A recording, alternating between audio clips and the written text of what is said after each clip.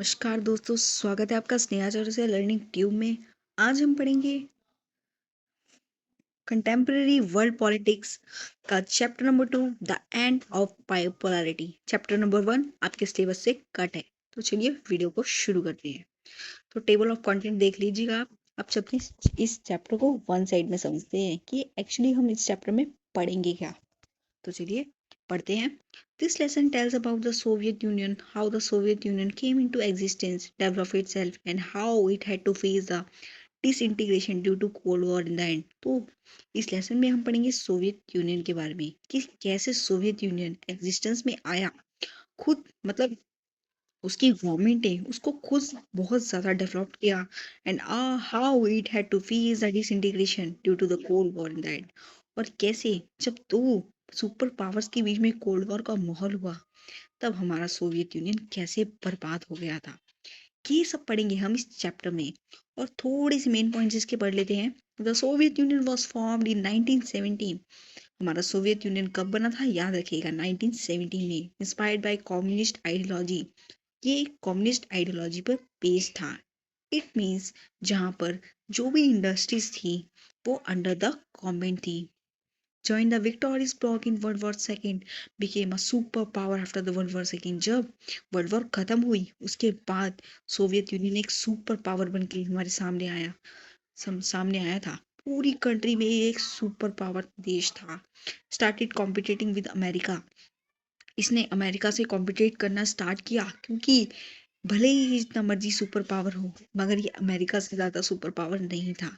इसलिए ये हमेशा अपने आप को अमेरिका से कंपेयर करने की कोशिश करता था। टेटरेटेशन of the Soviet Union, dissolution of the Soviet Union. पढ़ेंगे कि कैसे सोवियत यूनियन बर्बाद हुआ। और शॉक थेरेपी के बारे में भी हम इसी चैप्टर में पढ़ेंगे। तो चलिए वीडियो को शुरू करते हैं। Formation of the Soviet union. अब पढ़ेंगे कि कैसे हमारा सोवियत यूनियन बना था। The Soviet Union was formed in 1917। Soviet union कब बना था याद रखिएगा, 1917 में। After the Bolshevik revolution, Bolshevik revolution के बाद 1917 में सोवियत यूनियन बना था। The Soviet union is called the USSR. Soviet Union को यूएसएसआर भी कहा जाता है, union of Soviet socialist republics. याद रखिएगा, 1 मार्क्स में क्वेश्चन आ सकता है। There were a total of 15 republics in the Soviet Union. Total 15 छोटे छोटे देश थे, मतलब छोटी छोटी रिपब्लिक्स थी सोवियत यूनियन के अंदर।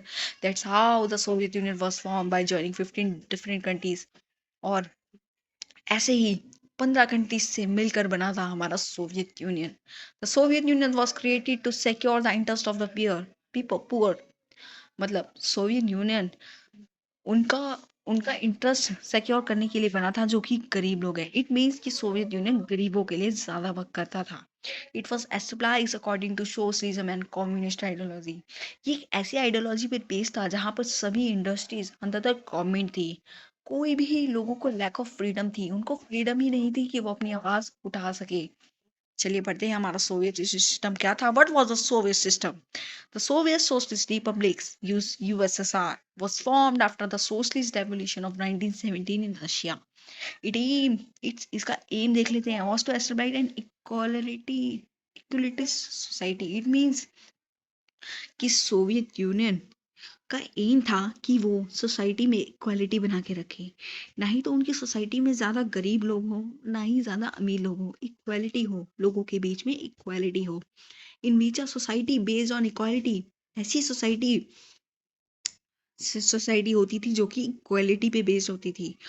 And to be was to be created by and capitalism and private property. और प्राइवेट प्रॉपर्टी का एंड करना चाहते थे। This system was called the Soviet system. यही सिस्टम हमारा सोवियत सिस्टम कहलाता था। In other words, the Soviet system is the system by which the Soviet union developed itself. अगर हम इसको सिंपल वर्ड में समझे तो हमारा सोवियत सिस्टम वो सिस्टम था जो खुद डेवलप्ड हुआ हो। इट मीन कि सोवियत यूनियन ने कुछ अपनी कंट्री में ऐसा करा कि उसकी इकोनॉमी एक टाइम पे बहुत ज़्यादा ग्रो कर गई थी। अब पढ़ते हैं economic futures of the Soviet system. मतलब उसकी आर्थिक आर्थिक आर्थिक स्थिति के बारे में हम पढ़ेंगे। The Soviet system was based on socialism where all economic decision were taken by the government keeping the society in the most mind. Soviet system एक सोशलिज्म आइडियोलॉजी पर बेस्ड था जहाँ पर कोई भी इकोनॉमिक डिसीजन गवर्नमेंट के द्वारा तभी लिया जाता था जब वो सोसाइटी को माइंड में रखते थे। इट मीन्स कि वो गरीबों के लिए काम करते थे। The Soviet system had a planned economy. Soviet system की जो इकोनॉमिक थी, प्लान थी, मतलब planning refers to planning for the future taking into account the resources currently available. जो रिसोर्सेज अभी अवेलेबल थे सोवियत यूनियन में, उन्होंने उन रिसोर्सेज को फ्यूचर में यूज करने के लिए भी काफी ज्यादा प्लानिंग कर रखी थी। Minimum standard of living. It means minimum standard of living means a situation in which a person has all those facilities without which it is difficult for him to develop normally. और ऐसी हर एक facility available थी Soviet Union में, जो कि एक human being को, इट मीन्स जो कि एक जो कि लोगों को चाहिए होती थी अपनी लाइफ सरवाइव करने के लिए। Unemployment is non exist. Unemployment was almost non existent in the Soviet system. और जो हमारा सोवियत सिस्टम था उसमें अनएम्प्लॉयमेंट बिल्कुल थी ही नहीं। मतलब ऐसे कोई भी लोग ही नहीं थे जिनके पास रोजगार ना हो, जिनके पास करने के लिए कोई काम ना हो। एडवांस कम्युनिकेशन सिस्टम, जो कम्युनिकेशन सिस्टम था सोवियत सिस्टम का, it was too much good, बहुत ही ज़्यादा एडवांस था। State ownership was a dominate from form of ownership. लेकिन सोवियत सिस्टम का जो स्टेट ओनरशिप, इट मीन्स जो गवर्नमेंट थी वो ज़्यादा डोमिनेट थी लोगों के ऊपर। इट मीन्स कि वहाँ पे गवर्नमेंट का रूल ज़्यादा चलता था। State control over land and productive assets. जो हमारी स्टेट थी उसका कंट्रोल था लैंड के ऊपर, और जो भी प्रोडक्टिव एसेट थी उसके ऊपर। The consumer industry was very advance. और जो वहाँ की इंडस्ट्रीज थी वो बहुत ही ज़्यादा एडवांस थी। इट इट मीन्स कि वहाँ पर एक स्मॉल पिन से लेकर एक large like car item like a car वहीं पर मैन्युफैक्चर की जाती थी। Huge resources of energy, huge reserves of energy resources, मतलब एनर्जी रिसोर्सेज का उन्होंने बहुत सा रिजर्व कर रखा था। It means the Soviet Union had all the major energy resources such as minerals, oil, iron, steel etcetera in abundance. बहुत ज़्यादा खाली जगहों पे इन सब को उन्होंने रख रखा था। अब पढ़ते हैं political futures of the Soviet system. Only one party rule. Soviet system में सिर्फ एक पार्टी का रूल था। The Soviet Union was ruled by one party called communist party, जिसको हम कम्युनिस्ट पार्टी के नाम से जानते थे। Opposing capitalism, private ownership and free trade.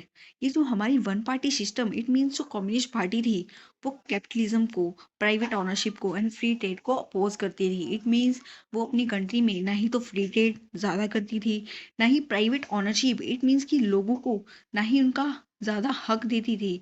और वो कैपिटलिज्म पे बेस्ड थी। इट मीन्स कि जो भी इंडस्ट्रीज थी वो सब गवर्नमेंट के अंदर थी। No freedom to form capitalism, capitalism, it means कि वहाँ पे लोगों को आज़ादी ही नहीं थी कि वो इंडस्ट्रीज को खुद हैंडल कर सके। No freedom to form any other political. और लोगों को ये फ्रीडम ही नहीं थी कि वो एक दूसरी पॉलिटिकल पार्टी फॉर्म कर सके। अब पढ़ते हैं history of the Soviet union. इसमें ये जोसेफ स्टेलिन ये इतना इंपॉर्टेंट नहीं है, तो ये हम नहीं पढ़ेंगे, ये आप रीड कर लेना। Okay, Soviet Union and the cold war पढ़ते हैं हम। After the end of the world war second, जब सेकेंड वर्ल्ड वॉर खत्म हुई 1945, two super powers emerge in the world. अब दो सुपर पावर्स वर्ल्ड में इमर्ज हुई, of which the first was America, जिसमें से पहला देश अमेरिका था, and the second was the Soviet Union, और दूसरा देश सोवियत यूनियन था। Due to having two super powers, दो सुपर पावर्स होने की वजह से the era of cold war started in the world. देश में era of cold war start हो गया। इट मीन्स जब देश में दो कंट्री हो गई और दोनों में ही एक दूसरे को कॉम्पिटेट करने लगी, तो कोल्ड वॉर का खतरा ज़्यादा हो गया। क्योंकि ऐसा भी हो सकता था कि ये दोनों कंट्री एक दूसरे को कॉम्पिटेट करते करते कहीं युद्ध का रूप ना ले ले, इट मीन्स कहीं वॉर ना कर ले। इसलिए the era of cold war started in the world. Both the super power started trying to prove themselves better than the other super power. दोनों ही सुपर पावर्स ट्राई करने लगी कि कौन ज़्यादा बेटर है। वो प्रूव करने की कोशिश करने लगी कि who is the super power, कि कौन है ज्यादा सुपर पावर। अब पढ़ते हैं ये निकिता कौशल, ये भी इतना इंपॉर्टेंट नहीं है, आप फिर भी पढ़ लेना। अब पढ़ते हैं effect of the cold war on the Soviet Union. Effect of the cold war on the Soviet Union, कि सोवियत यूनियन पर कोल्ड वॉर का क्या असर हुआ। High expenditure in the manufacturing of weapons, जब era of cold war start हुआ तब Soviet union ने बहुत सा पैसा उन वेपन्स पे खर्च कर दिया। लैग बिहाइंड वेस्टर्न कंट्रीज, वो जो वेस्टर्न कंट्रीज थी उनसे बहुत ज्यादा पिछड़ गया। इट मीन्स कि उसकी इकोनॉमी बहुत ज्यादा गिर गई। Fall of the economy, slow growth, जो सोवियत यूनियन की ग्रोथ थी वो बहुत ज्यादा स्लो हो गई। Diverted attention from the problems of the country, और वो जो उसकी ही कंट्री में जो प्रॉब्लम्स थी उनको सॉल्व करने में नाकाम हो गया था। अब पढ़ते हैं मिखेल गोर्बाचेव के बारे में। In 1985 Mikhail Gorbachev became the leader of the USSR. वो 1985 में मिखेल गोर्बाचेव यूएसएसआर का लीडर बना और उसने टू पॉलिसीज को इंट्रोड्यूस करा।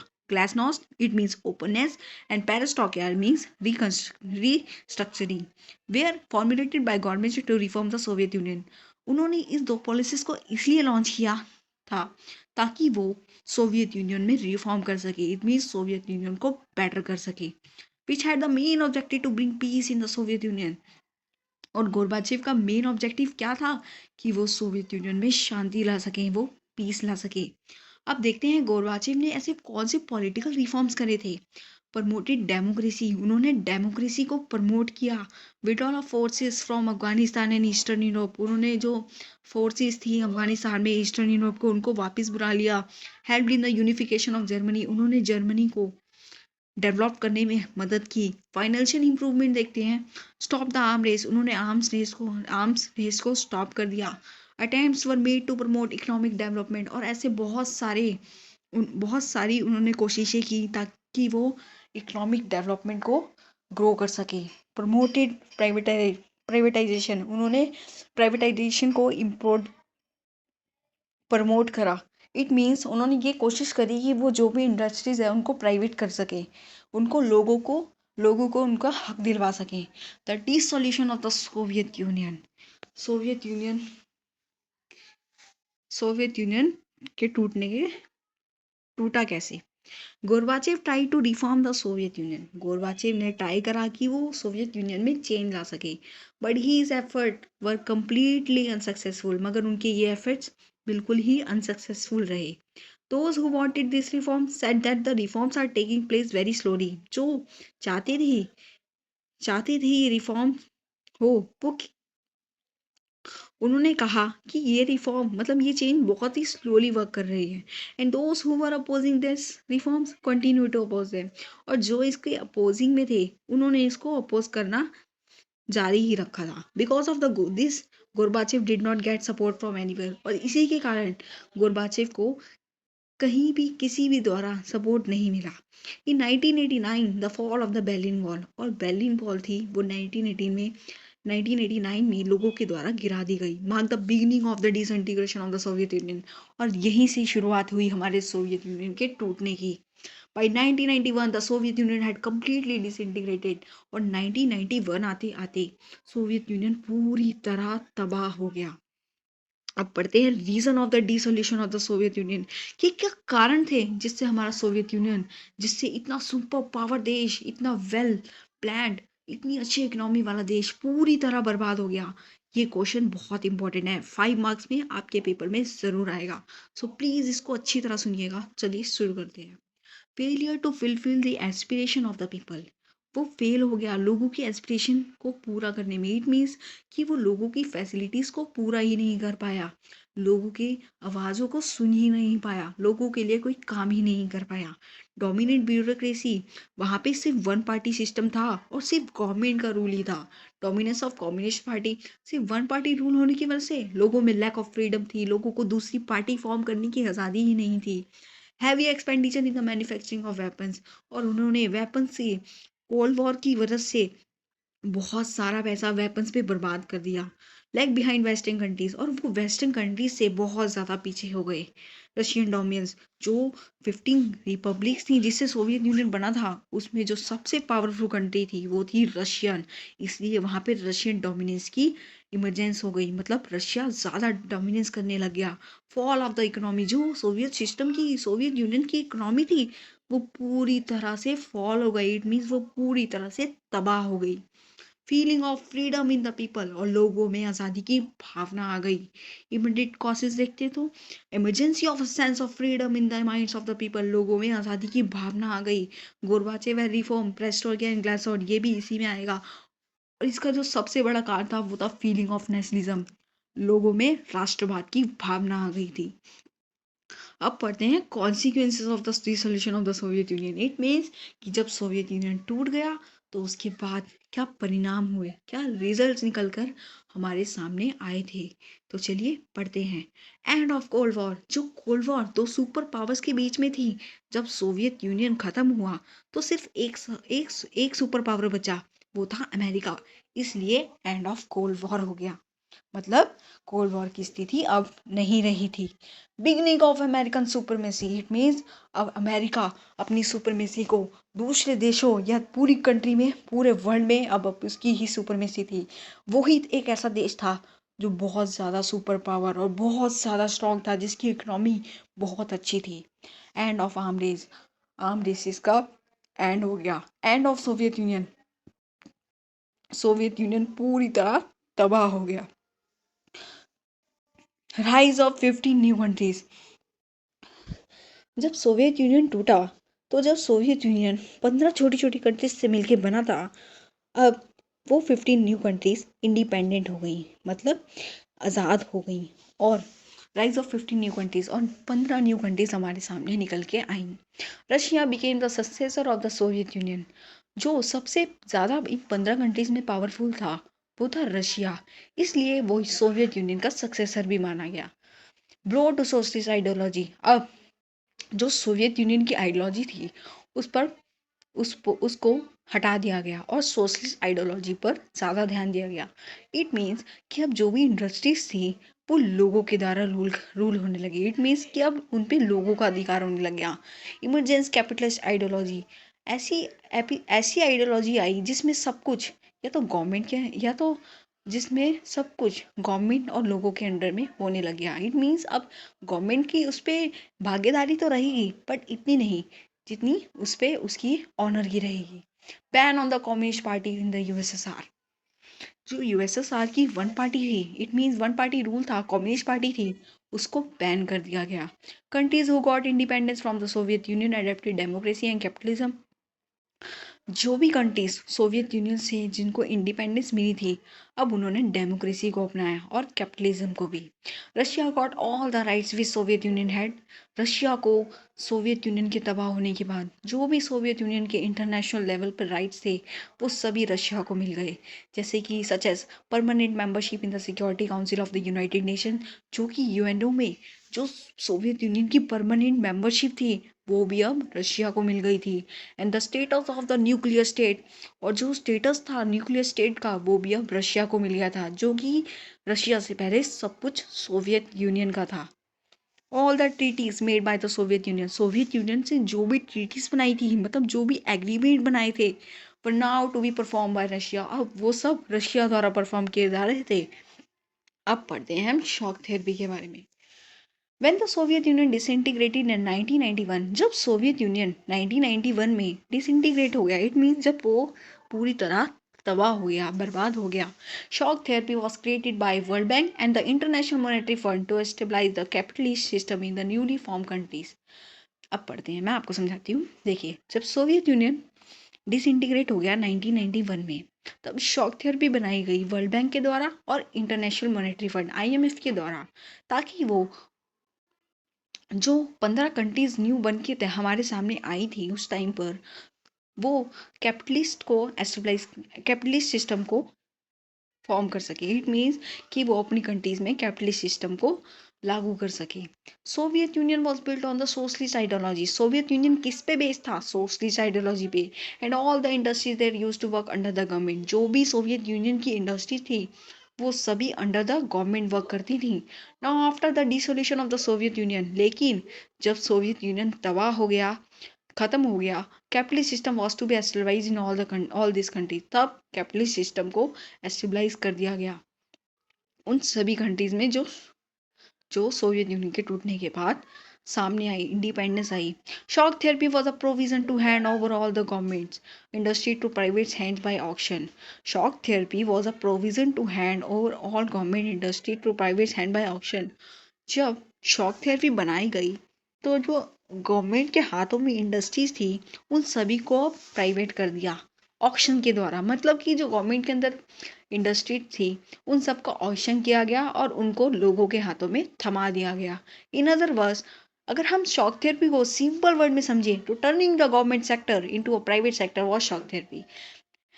सिंपल वर्ड में ये है कि अगर कोई गवर्नमेंट प्रॉपर्टी है उसको हम प्राइवेट प्रॉपर्टी में कन्वर्ट कर रहे हैं, प्राइवेट सेक्टर में कन्वर्ट कर रहे हैं, तो वो हमारी शॉक थेरेपी कहलाती है. अब purpose of the shock therapy, अब शॉक थेरेपी को बनाने का कारण क्या था? Privatisation of states. हमें जो स्टेट्स का रूल था उनको प्राइवेटाइज करना था. फ्री ट्रेड बनाने थे उस टाइम पे. Connecting Soviet countries to western countries. जो 15 कंट्रीज सोवियत यूनियन के टूटने के बाद सामने आई थी उनको वेस्टर्न इकोनॉमिक्स के साथ कनेक्ट करना था ताकि वो भी अपनी इकोनॉमिक्स को ग्रो कर सके. अब देखते हैं कि शॉक थेरेपी के परिणाम क्या हुए. Completely unsuccessful. ये पूरी तरह अनसक्सेसफुल रही. Russia industrial structure collapsed. जो रशिया का इंडस्ट्रियल स्ट्रक्चर था वो पूरी तरह तबाह हो गया. Fall in Russian currency rouble. It means कि रशिया की जो करेंसी थी रूबल वो भी पूरी तरह फॉल हो गई. इट मीन्स उसकी वैल्यू बहुत ज़्यादा घट गई. Destruction of social welfare system. और मतलब जो सोसाइटी में सोशल वेलफेयर सिस्टम था, इट मीन्स जो हेल्थ थे, एजुकेशन थी, वो सब डिस्ट्रक्ट हो गया. इट मीन्स वो सब कमज़ोर पड़ गया. Big companies were sold at very low prices. जो बड़ी बड़ी इंडस्ट्रीज थी वो सभी बहुत कम दामों में मार्केट में बेच दी गई. Increase in economics inequality. और जो इकोनॉमिक्स इनइक्वालिटी थी वो बढ़ गई. फूड क्राइसिस हो गए थे. Encourage black marketing. और जो करप्शन था वो बहुत ज़्यादा बढ़ गया था. History is largest garage sale. और इसको बहुत ज़्यादा लार्जेस्ट गैराज सेल के नाम से भी जाना जाता है. Shock therapy was called the biggest garage sale in history because big companies were sold at the price of junk. तो अब जब आपको आए रिजल्ट ऑफ शॉक थेरेपी तो आप ये पॉइंट्स लिख दीजिएगा प्लीज. चलिए अब नड़ते हैं वाई डिड हैपन. ऐसा क्यों हुआ? क्यों शॉक थेरेपी पूरी तरह अनसक्सेसफुल हुई? चलिए पढ़ते हैं. This happen because all the citizen were given vouchers to participate in auction. लोगों को वाउचर्स दिए गए कि आप आइए और ऑक्शन में पार्टिसिपेट कीजिए. This vouchers were sold by the citizen to the black marketers. ये वाउचर्स किसके द्वारा दिए जा रहे थे, किसके द्वारा बेचे जा रहे थे? उन ब्लैक मार्केटर्स, मतलब उन करप्टेड लोगों के द्वारा बेचे जा रहे थे. Because they needed money. क्योंकि उनको मनी की ज़रूरत थी. And at the same time they were not in position to participate in this sale. और इसी टाइम पर उनकी वो पोजीशन नहीं थी, उनकी वो फाइनेंशियल कंडीशन नहीं थी कि वो इस सेल में पार्टिसिपेट कर सके. इसलिए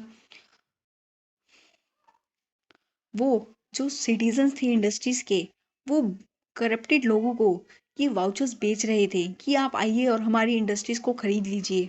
अब पढ़ते हैं कम्युनिस्ट कंट्रीज एंड इंडिया. ये हमारा लास्ट टॉपिक है. तो लास्ट टॉपिक है अभी, इतना ही इंपॉर्टेंट है इस चैप्टर से. सो प्लीज़ ये लास्ट टॉपिक है तो इसको ध्यान से सुनिएगा. Communist countries and India. Communist countries और इंडिया के बीच में कैसी रिलेशनशिप है? Relation between India and communist countries have been good since the beginning. जो हमारी इंडिया कंट्री है और जो कम्युनिस्ट कंट्रीज हैं उनकी रिलेशनशिप बहुत ज़्यादा अच्छी है बिगनिंग से ही, मतलब शुरुआत से ही. कम्युनिस्ट पार्टी मीन्स रशिया समझ सकते हैं आप. Russia has been helping India from very beginning. Russia India की बहुत, जब इंडिया इंडिपेंडेंस हुआ उससे पहले से रशिया इंडिया की हेल्प कर रहा है. Both dreams are multipolar world.